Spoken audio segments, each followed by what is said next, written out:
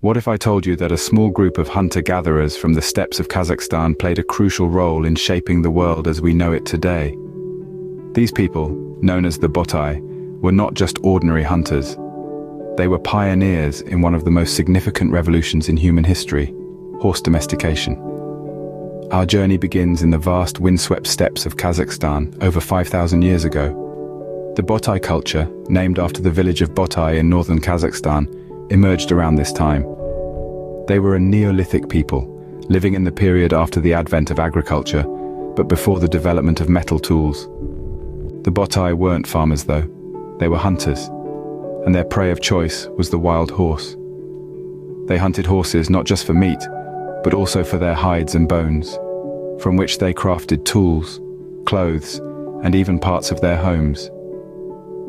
They were so reliant on horses, in fact, that their entire way of life revolved around these majestic creatures. But the Botai didn't stop at hunting horses. Around 4,500 years ago, they took a giant leap forward and began to tame these wild animals. They were among the first people in the world to do so, and this marked a major turning point in their culture. With domesticated horses, the Botai could travel further and faster than ever before. This opened up new opportunities for trade and exploration, and it also changed the way they hunted. Instead of chasing after their prey on foot, they could now ride on horseback, giving them a significant advantage. And it wasn't just the Botai who benefited from this innovation. The domestication of horses had a profound impact on the course of human history. It revolutionized transportation, warfare, and agriculture, transforming societies all over the world. But the story of the Botai doesn't end there.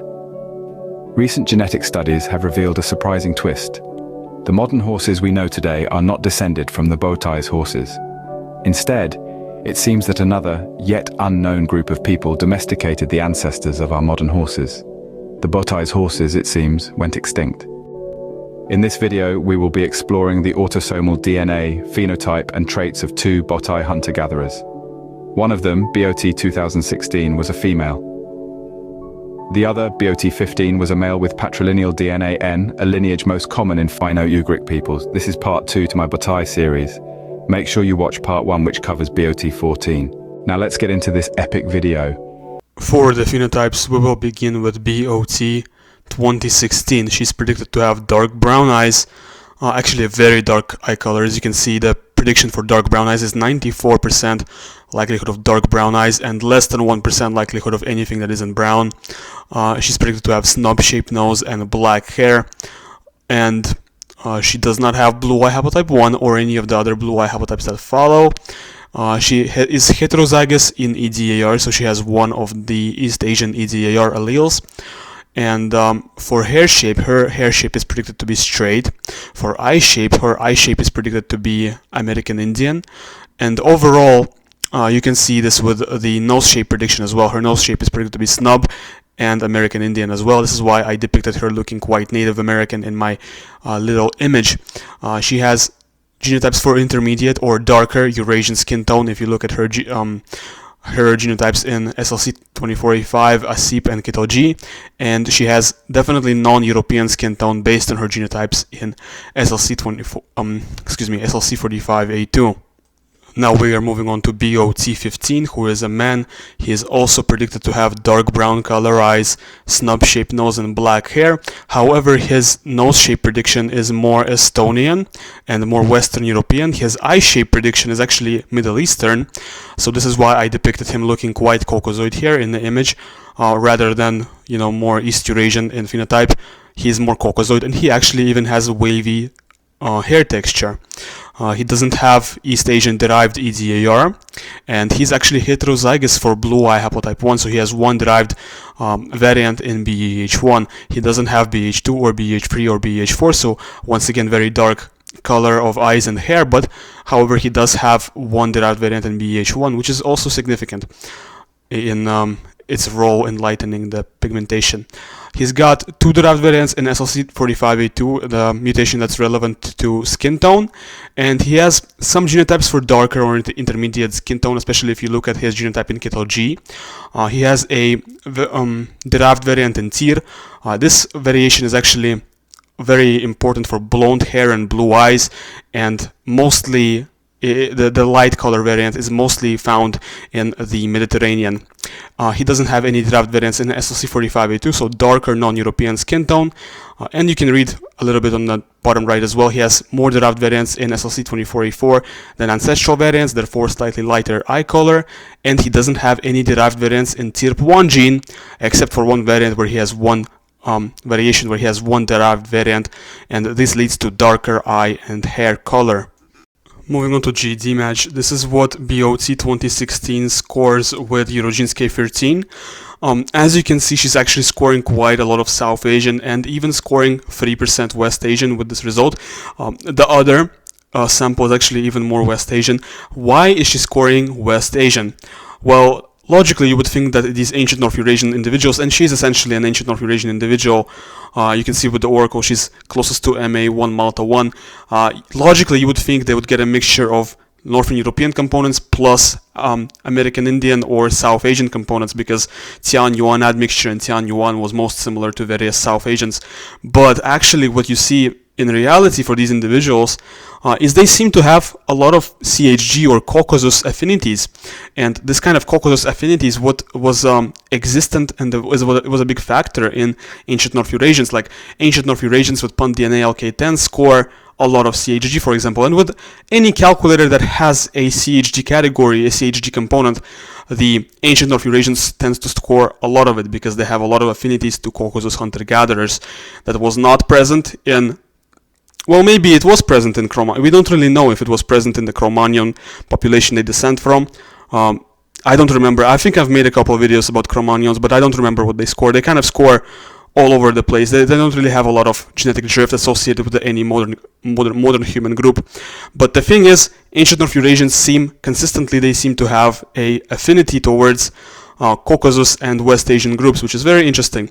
This is what BOT2016 scores with the oracle for ancient Eurasia K6. As you can see, she's getting modeled as a mixture of various Neolithic steppe, which is like Khvalynsk or Repin, plus Native Americans such as Clovis or Pima.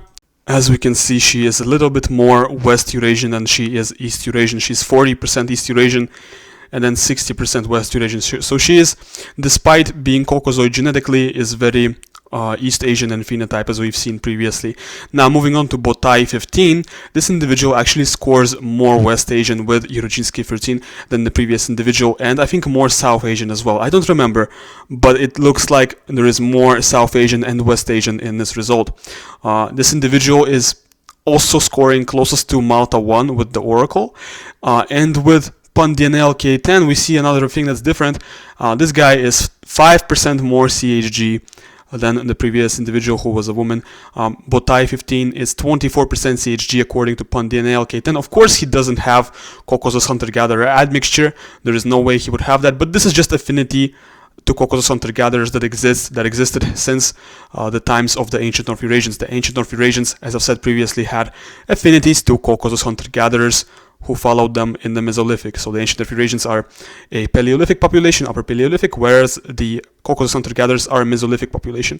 There is strong continuity from ancient North Eurasians to Caucasus hunter-gatherers, is what I'm trying to say here. Botai 15 with ancient Eurasia K6 oracle seems to be getting modeled as a mixture of steppe Neolithic, which is Khvalynsk plus Clovis, which is once again Native American, or steppe early Middle Bronze Age, which is Yamna plus Clovis. Very interesting that these calculators are finding some southern or Mediterranean blood in this individual. For example, he scored 5% Natufian with the ancient Eurasia K6. With Gedrosia K3, he's a little bit more West Eurasian than the previous woman. And with Eurogene's K36, he's actually scoring quite a lot of South Central Asian. Look at that. He's scoring 18, I don't remember the exact percentage. I think it's 18 point something percent South Central Asian, which is quite interesting because you wouldn't expect an ancient somebody who descends from ancient North Eurasians to have this much affinity to modern groups of Western Asia and Northern India, but they do. There is a lot of affinities between ancient North Eurasians and modern North Indians and modern South Central Asians. Now we will be taking a look at the results with my trait predictor tool, which you will find on my website. Let's choose the file. We're going to start with Botai 2016. Look at how high quality these files are. They're both 50 megabytes in size. These are very high quality files. I think the Botai 14 file was a little bit lower quality than these two. But let's begin with 2016, who is the woman, and analyze her genome. Okay, she's got AA in COMT Val-MET variation, meaning MET-MET or Warrior genotype, and lower activity of the COMT enzyme. Very interesting genotype. So basically more dopamine and advantages in motivation tasks, in motivation and attention tasks. What about MAOA? MAOA, she's heterozygous here. So heterozygous in MAOA plus Warrior in COMT basically means she's more Warrior than she is Warrior in terms of phenotype. Okay, what about TAC1? Okay, TAC1, she's got AG genotype, which means a little bit less dopamine D2 receptors than GG genotype because of the A1 or A allele here, and this increases the likelihood of such things as alcoholism, Parkinson's, ADHD. What about Pro-Phenantine Pro? She got AG, so one derived no-go learner variant and Pro-Phenantine Pro, one European no-go learner variant, which decreases the odds of schizophrenia and decreases the amount of dopamine D2 receptors. Now, what about 5-HTT-LPR? TT here and TT here, which means short form 5-HTT-LPR for both. This is the typical human genotype. Most humans have short form 5-HTT-LPR, which means slightly higher odds of depression and worse serotonin transport. For somebody like me, I'm the exception because I have long form for both, but most people have short form here. For lactose persistence, does not carry the European lactose persistence mutation. For the empathy gene in OXTR, GG here, which means two variants for higher levels of empathy, TT here, which means lower levels of empathy, and AG here, which means one variant for higher and one variant for lower empathy. So this one is the most important one. So we're going to go with this result, and we're going to say she is not a sociopath. This is the main variation that's the most studied and the most important of the OXTR variations for empathy. For diabetes, AC here, which leads to a slight decrease in the risk of type 1 diabetes. Probably doesn't have type 1 diabetes. Hemochromatosis, not a carrier for any of these. Alzheimer's, no APOE2 alleles here and no risk alleles here. So no APOE Alzheimer's risk alleles, doesn't have Alzheimer's. What about miscellaneous section? We like this one. I'm not going to pronounce this, but no micro P, you know what that is. Oh, wait a second. That's funny. Wait a second. Oh my god. No, I can't say that. Shouldn't say that. But look at this. One variant for micro P. Look at that. That's crazy. That's rare. You don't see that very often. You don't see people with micro P very often. But you can, if you don't see what's on the screen, you should pause the video and just maybe improve the quality of the video so you can read what this is. But that's rare. You don't see that very often. Okay. Well, it's good for her that she's a woman. So she doesn't have to worry about that stuff. 8 points higher IQ than individuals with AA genotype. And significantly less likely to gain weight if taking Zyprexa. Once again here, also significantly less likely to gain weight if taking Zyprexa. Probably a little bit less likely to gain weight from Zyprexa than most people. Not a carrier for any of the albinism mutations, and 2.5 times increased risk of cleft lip. Okay, but you know what's crazy? This right here is crazy. This right here is crazy. This is crazy. Yeah, you don't see that often. Okay, let's start with let's begin with BOT15.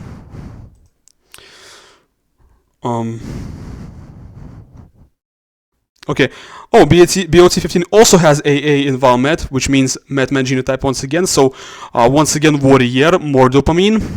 GG in MAOA, meaning higher MAOA enzyme activity. Okay, so MAOA here is more like Warrior.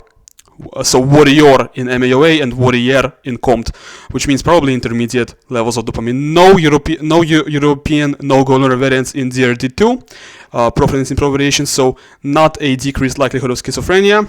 And AA in TAC1, that's crazy once again. Crazy on top of crazy. AA genotype in TAC1. So this is A1 genotype, which is implicated in greatly decreased number of dopamine D2 receptor sites in the brain and a greatly increased likelihood of alcoholism, Parkinson's, ADHD, and various other illnesses. And I say that this is not a typical human genotype because it really isn't. Most humans have GG here, For example, like me, I have GG. But at the same time, if you look at monkeys, if you look at gorilla, chimpanzee, orangutan, or even if you look at Neanderthals, they tend to have AA or AG. Well, monkeys tend to have only AA. If you look at monkeys, they only have AA. But like Neanderthals have either AA or AG in general. Once again, short form 5-HTTLPR. No European lactose persistence. For empathy, intermediate here, which means one sociopath variant and one variant for higher levels of empathy. TT here, which means lower levels of empathy, and here GG, which once again means two variants for lower levels of empathy. So this individual is a little bit more sociopathic than the previous individual. For diabetes here, AA, which leads to a significant increase in the risk of type 1 diabetes. So this individual, it's possible that that he had, this is a man, right? Yeah, this is the guy. So it's possible that he had type 1 diabetes based on his genotype here, because it says significant increase. It's really a 7-fold increase in the risk of type 1 diabetes. It's significant is an understatement. CC here, which means 2 risk alleles for Alzheimer's in this APOE variation. 12 to 61 times higher odds of Alzheimer's than average. Whew. Wow, so this individual has a risk for type 1 diabetes and risk for Alzheimer's. We can determine this from the file immediately. Very high risk for Alzheimer's. It's very probable that he had it. For myopia, we're going to skip that because nothing here is too interesting. For miscellaneous, okay, no micro P, no micro P. Good. So this is the man, so the man doesn't have the... It's important for the man not to have it. If the girl has it, if the girl has this variation, it doesn't matter all that much. She's a girl. But if you're a guy and you get caught lacking in this department, it's tough luck. Okay, so slightly higher IQ, slightly increased cranial size, and 1% higher IQ. And here, once again, 4 points higher IQ than individuals with AA genotype. I think this is the same genotype that I have here. But I don't have impaired muscle performance and likely endurance athlete. I'm heterozygous for this variation. But this individual, the BOT15, is most likely an endurance athlete rather than a strength power athlete. Whew. What about weight gain with Zyprexa? Higher odds of weight gain if taking Zyprexa for all three, except for this one, where he's less likely to gain weight if taking Zyprexa. What about albinism? Not a carrier, not a carrier, not a carrier, not a carrier, not a carrier, not a carrier of Melanesian blonde hair variant, and 2.5 times increased risk of cleft lip. So I think this is the same as the previous individual. They both have a slightly higher risk of cleft lip. Well, that's pretty much all there is to say about this individual, this genome. Thanks for watching my video. You can download both of these samples in 23andMe format from link which is in the description. Leave a like and subscribe if you enjoy my content. Goodbye.